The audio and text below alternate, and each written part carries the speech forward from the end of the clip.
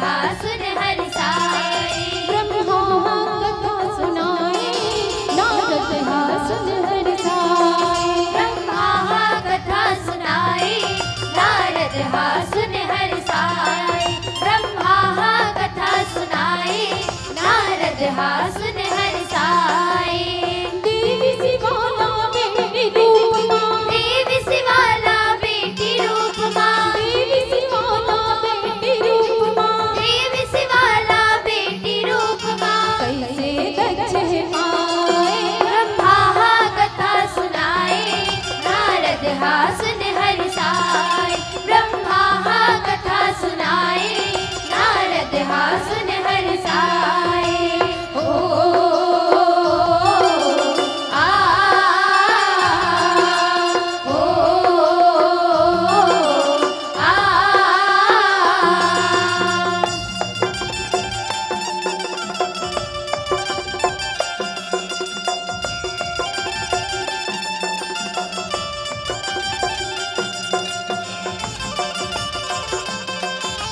जय हो देवी।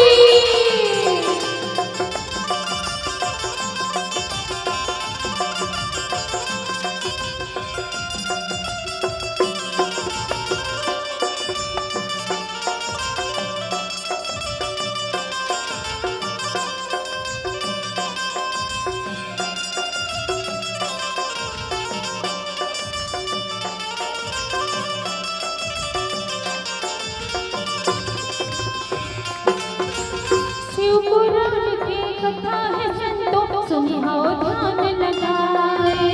सुनी हो ध्यान लगाए ग संतो, सुनी हो ध्यान लगाए। दक्ष प्रजापति राजा रहते कन खल नगरी बताए। कल कल नगरी बताए ग संतो, कल कल नगरी बताए। यह जगदम्बाला बेटी रूप मां पाए के आस लगाए। पाए के आस लगाए ग संतो, पाए के आस लगाए। बछरू बछरी होकर थे कपला दुख पीरा सहाय। दुख पीराओ सहाय ग संतो, दुख पीराओ सहाय। खड़े बर हवा पिए बर पानी, खाए बर हवा पिए बर पानी। खड़े बर हवा पिए बर पानी, खाए बर हवा पिए बर पानी। सुखा पान है खाए। ब्रह्मा कथा सुनाए नारद हा सुन हर्षाए। ब्रह्मा कथा सुनाए नारद हा सुन हर्षाए। ओ आ ओ आ।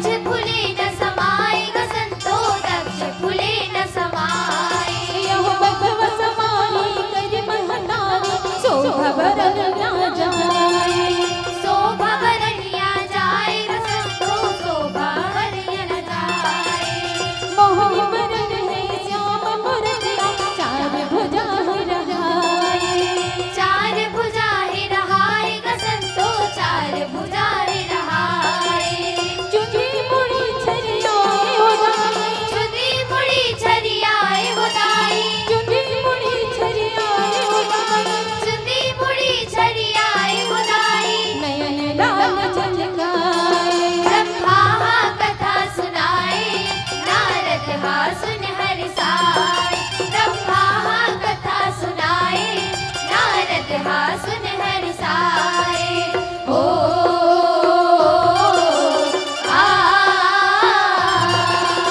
ओ आ